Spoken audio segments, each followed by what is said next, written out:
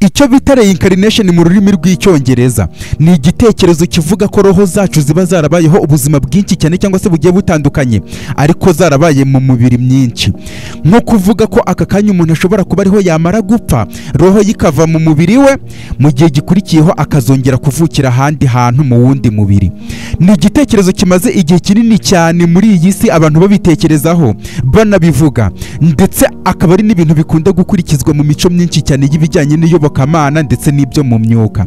Niyo waba utabihagazeho neza cyane ibijyanye na reincarnation, ariko kubitekerezaho bishobora kugufasha kwisobanukirwa neza cyane ndetse ukabona n'ubuzima bwawe mu rundi rumuri rushyashya cyangwa se mu yindi sura nshyashya. Abantu benshi cyane bakunda kwiyumva nkaho wagira ngo bashobora kuba barigeze kubaho ikindi gihe, ariko apana mu buzima barimo nonaha. Ndetse nanone ibyo ngibyo bikabaho nubwo badashobora kwibuka ibyabaye muri bwa buzima babayeho kera. Hari ibimenyetso byinshi cyane bishobora kugaragaza ko umuntu ashobora kuba yarapfuye, roho ye ikongera ikavukira mu wundi muntu, akaba afite ubwenge ndetse n'ubuhanga n'ubunararibonye bwo muri ubwo buzima yigeze kubamo kera cyane. Aha ngaha reka aka kanya twinjire mu bimenyetso 8 ndetse n'icyo bishobora kuba bisobanuye kuri wowe kugira ngo ubashe gusobanukirwa ko roho yawe ishobora kuba yarapfuye kera mu mubiri wigeze kubamo, warangiza ukongera ukavukira ahandi hantu cyangwa se ukaba uri no mu mubiri urimo nonaha ariko waraturutse mu wundi mubiri. Nk'uko bisanzwe ndi Ancestor Inyase, reba hano hasi kandi ku ibuto ya like ndetse no kuri subscribe kugira ngo ibiganiro byose nzajya ngenda nkugezaho uzajya ubibona bitakugoye. Ikimenyetso cya mbere ni ubwoba umuntu adashobora gusobanura ndetse na bya bindi bita phobia. Rimwe na rimwe hari igihe uba usanga dutinya ibintu ariko tutazi impamvu ibyo bintu tubitinya. Urugero ukaba wenda utinya amazi nubwo utaba warigeze ugira experience mbi muri ayo mazi, cyangwa se ngo ujye ahantu hari amazi nurangiza uhure n'ibibazo muri ayo mazi. Cyangwa se nanone ukagira bwa bwoba bwo gupanika cyane igihe uri ahantu hafunganye, nubwo aho hantu waba ubizi neza ko uramutse ugiyemo hafunganye nta kintu gishobora kukubaho cyangwa se nta kintu kigeze kukubaho igihe wigeze kuhajya. Ubwo bwoba bwose uba usanga budasobanutse muri ubu buzima, ndetse buriya akaba ari ibintu bishobora kuba byarakubayeho kera mu buzima wigeze kubaho kera cyane, cyangwa se ubuzima roho yawe yigeze kubamo ariko utari muri uyu mubiri urimo nonaha. Nk'urugero rwa hafi, niba utinya amazi, birashoboka ko mu buzima bwawe bwa kera bwabanje roho yawe yigeze kubamo ushobora kuba warigeze kurohama mu mazi. Cyangwa se nanone niba ahantu hafunganye uhatinya, ushobora kuba warigeze kuba trapped cyangwa se warigeze kuguma ahantu igihe kinini cyane ahantu hafunganye mu buzima bwawe bwa kera ariko nyine apana muri uyu mubiri urimo nonaha. Ubwo bwoba wisanga ufite udashobora gusobanura bushobora kuba ari ikintu gikomeye cyane kandi gishobora kwangiriza ubuzima bwawe bwa buri munsi, ndetse ibyo bigatuma ushobora kuba wirinda ahantu runaka nk'ahantu hafunganye cyangwa se ahantu hari amazi, ukirinda no kwinjira muri situation runaka kubera ibyo bintu uba urimo gutinya.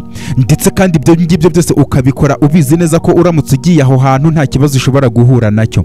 Ikirenze n'ibyo ngibyo, ushobora kwanga nko kujya mu ndege cyangwa se ngo uzamuke ama escalier cyangwa se ujye hejuru kuri etage ndende kubera ko ibyo ngibyo ubifitiye ubwoba kandi ubizi neza ko nuramuka ugiyeyo nta kintu biri bugutware, n'abandi bantu bariyo ubizi ko nta kibazo gihari. Ubwo bwoba rero iyo abantu babukubonyeho cyangwa se nawe ubwawe iyo ubitekereje, ushobora gusanga ari ibintu nyine biwagira ngo ni ubugoryi cyangwa se ibintu nyine bitesheje umutwe biri aho ngaho, ariko kuri wowe akaba ari ibintu bimeze nkaho ari ibyanyabyo, ndetse nanone kubyivanamo akaba ari ibintu bigoye cyane. Bene ibyo bintu rero iyo biri kukubaho, kubyiyumvisha neza cyane ukabyishyiramo utekereza ko ari ibintu bishobora kuba byaravuye mu buzima bwawe wigeze kubamo kera, bishobora kugufasha cyane kudiringana byo muri ubu buzima.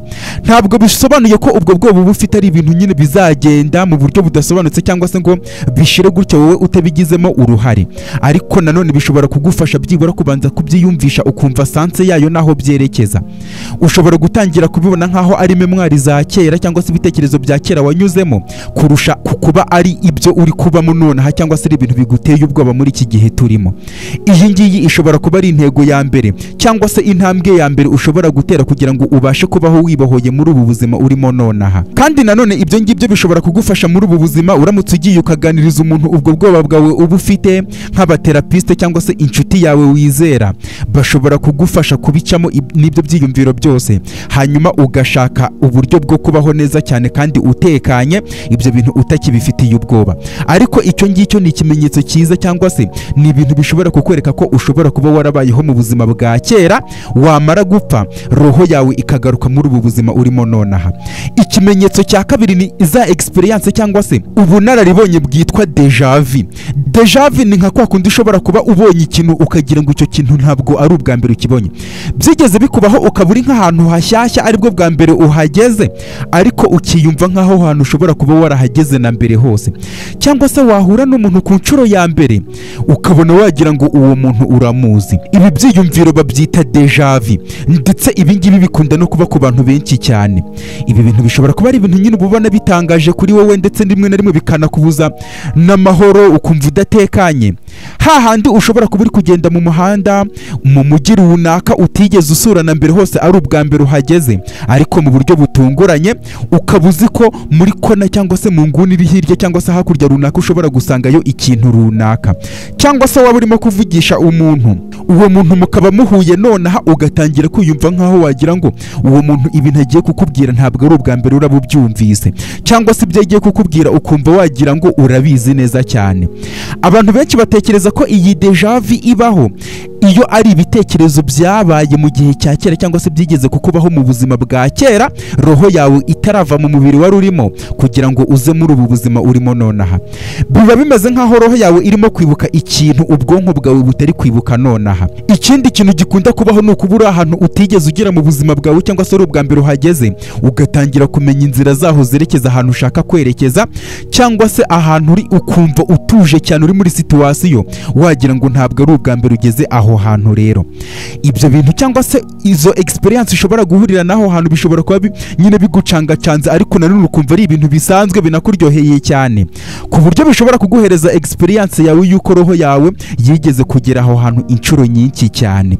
Ikimenyetso cya gatatu ni ukwiyumva nk'aho wagira ngo roho yawe ikurimo ni roho ishaje.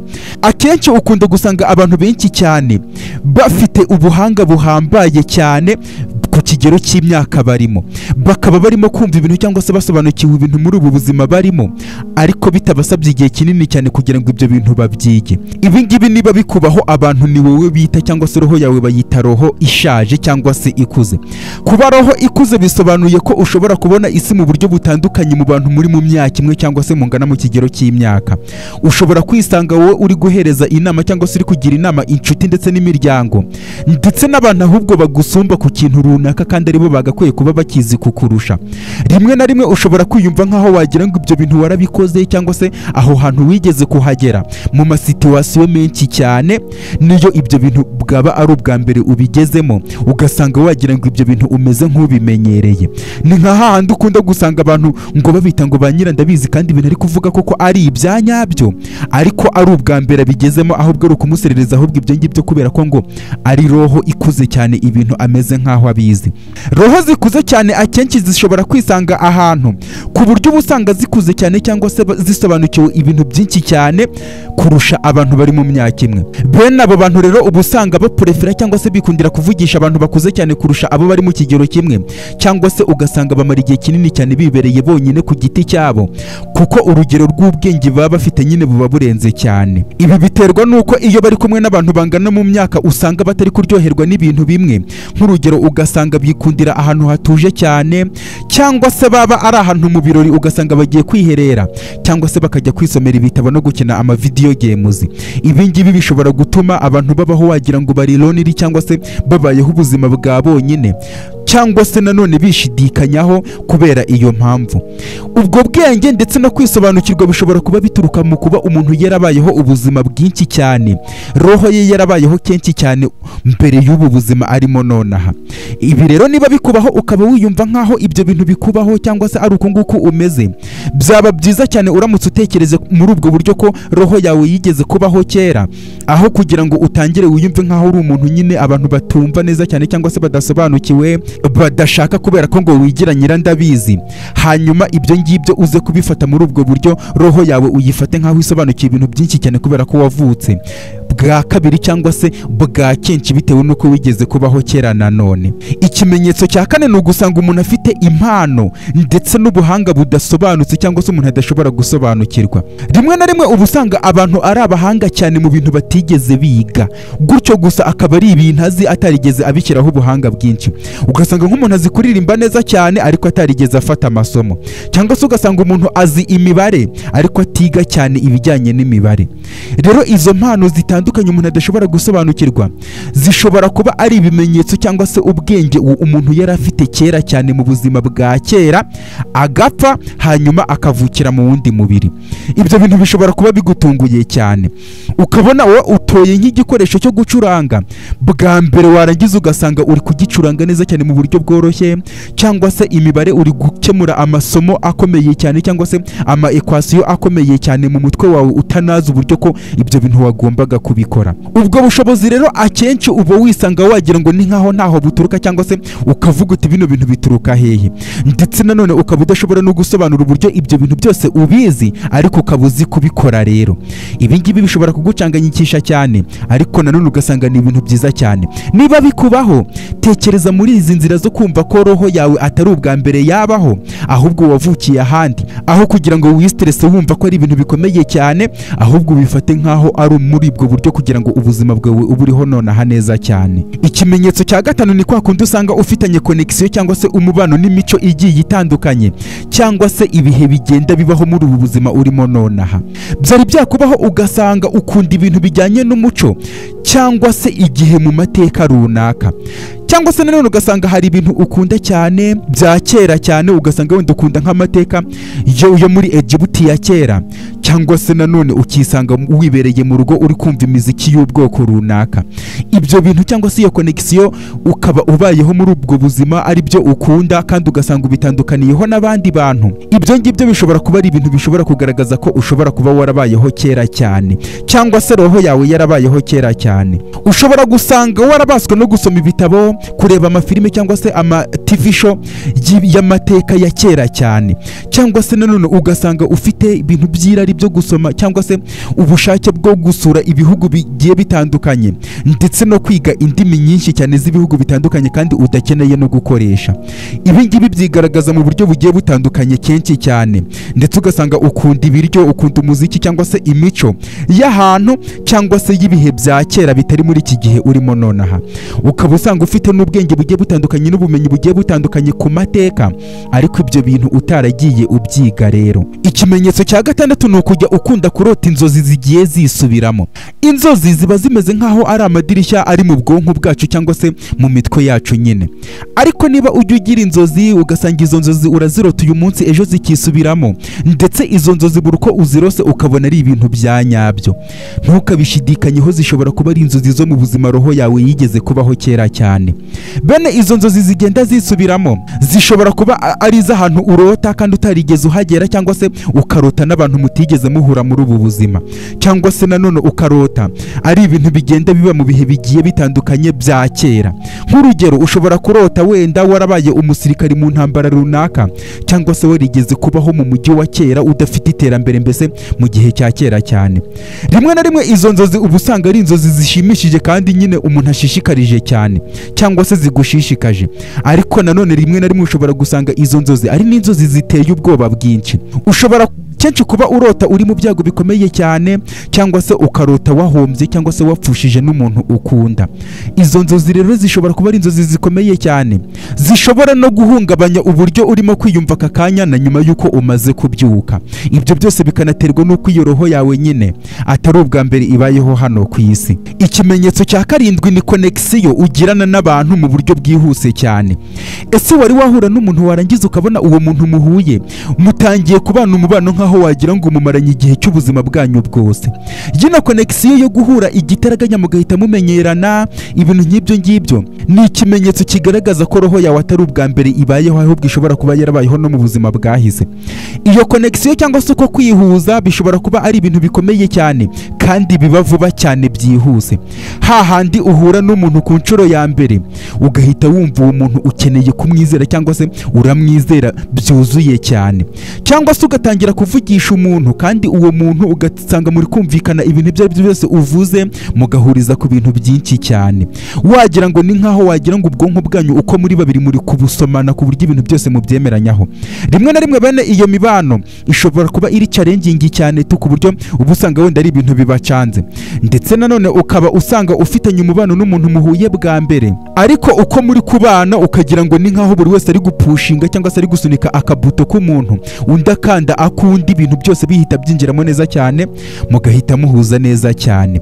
Ibi ngibi bishobora guterwa n'uko ufite business wigeze kugira mu buzima bwawe bwa kera ukaba utarazirangiza, akaba urimo kuburangiriza ahangaha muri ubu buzima nyine bukurikiyeho. Mbese muri make ya roho yawe ikaba yaratuye ahandi hantu, hanyuma aka kanya ukaba uri gukomereza mu wundi mubiri ariko atari ubwa mbere roho yawe ibayeho mu mubiri hano ku isi. Ikimenyetso cya munani ni kwa kundi ushobora kwisanga wagira ngo mu buryo bw'imyuka hari isano ufitanye nabyo. Akenshi ushobora kuzisanga ufite ibitekerezo byinshi cyane ku bijyanye n'ibintu by'imyuka ndetse na za roho ndetse no gukora imihango ijyanye n'imyuka.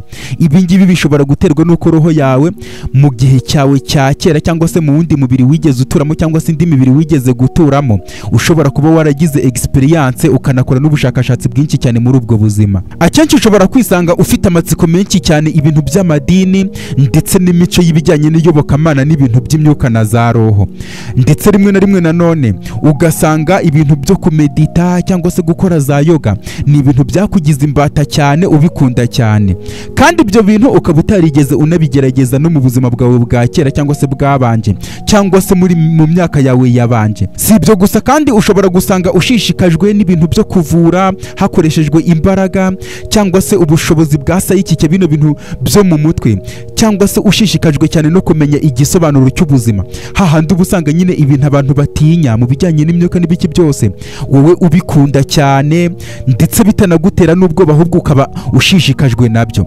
Iyo inclination cyangwa se uko kwihuza no gushaka kumenya ibijyanye n'imyuka bishobora kwigaragaza mu nzira zitandukanye cyane kuri wowe, hahandi wowe kubyumva biba ari ibintu bikoroheye cyane ndetse nanone abandi bo bikaba ari ibintu bibacanga cyane, ukagenda ubona n'ibimenyetso bijyanye n'iby'imyuka na za roho cyangwa se uburyo mbese byigaragaza kuri iyi si ahantu bituye cyangwa se aho biba abandi bantu bo badashobora kubibona. Rero iki gitekerezo cya reincarnation ni ururimi rw'icyongereza nyine rusobanura ko umuntu ashobora kuba yaravuye mu mubiri yarangiza akavukira ahandi.